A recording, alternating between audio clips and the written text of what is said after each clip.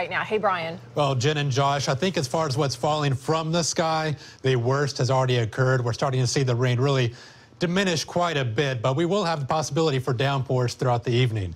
This picture was just taken in Tampa and Gulfwood Estates, showing a lot of folks have no option but to use a kayak to get to or from their home.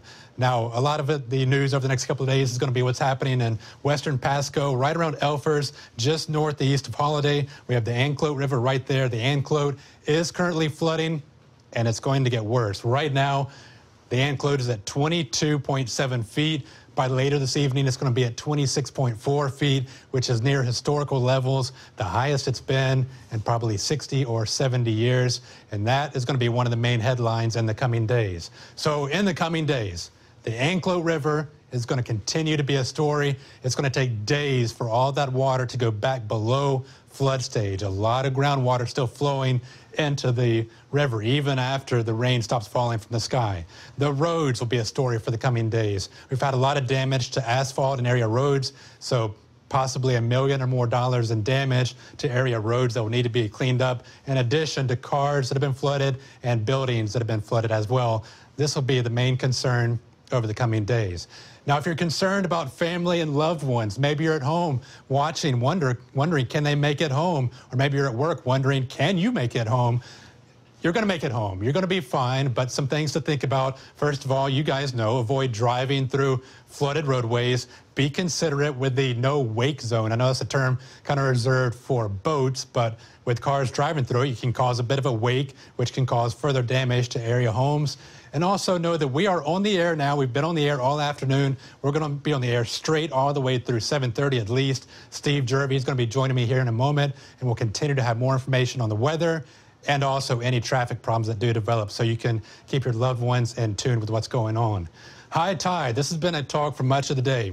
High tide is going to occur between 4 and 5 p.m. this afternoon. If we're getting heavy rain during that time period, it makes it much more difficult for that water to evacuate. And that's the main concern about the high tide, is if it's raining hard at that moment. Otherwise, the high tide perhaps not as big of an issue as it might be if we're seeing heavy rain. Low pressure to our north is the culprit. It's not a tropical depression. It's not a tropical storm. It is just a regular low pressure system, but it's dragging in a lot of moisture off the Gulf of Mexico, and perhaps even giving us a heads up of what we could experience if we were to have a tropical storm or a hurricane here in the Bay Area. This is freshwater flooding. You throw in a storm surge, you throw in winds, and this could be so much worse, but not to diminish anybody that's experiencing flooding conditions. Now, as you can see on the radar picture, great news here. We're continuing to see the reds and the yellows that we've seen coming in all morning long. Those are dissipating. The low is starting to move to the northeast. In fact, you know what?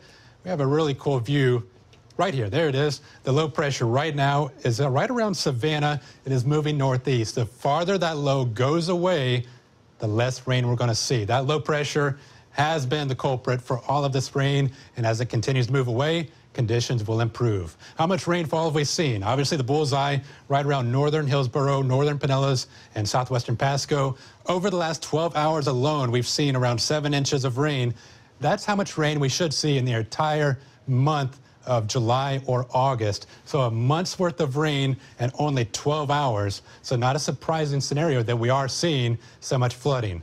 There is still a flood watch in effect from Hillsborough all the way to Citrus County. But again, I think the heaviest rain has already fallen. There's a flood warning in effect for Pasco, northern Pinellas, and Hillsborough until 4:30 in the morning because of already flooded areas. And we still have a lot of water on area roads, and nearby rivers, especially around Elfers, will continue to rise. Here's a future cast, hour by hour. It confirms what I was thinking. You can see throughout the evening that the rain gradually starts to diminish. You don't see as much yellow and reds. In fact, even the blues start to disappear, meaning that the rain chances will continue to diminish. This low is finally losing its grip on the Bay Area. So improving conditions throughout the evening as far as what's falling from the sky. Not to say we can't see a little shower or a storm rumbling through later in the evening, but for the most part, most of this will gradually come to an end throughout the evening. So how much more rain? We're looking at the possibility for maybe an inch or two more range, perhaps a little bit more in a few isolated locations. This afternoon, heavy downpours are possible, but they're gradually ending. Spotty showers will linger overnight, but the worst rain appears to have passed us, and the light at the end of the tunnel.